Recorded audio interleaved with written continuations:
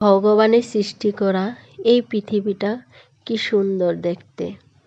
গাছপালা, পর্বত, পাহাড়, মেঘ, মেঘের মাঝে লুকিয়ে থাকা সূর্যের এই আলো দেখতে কি অপূর্ব সুন্দর।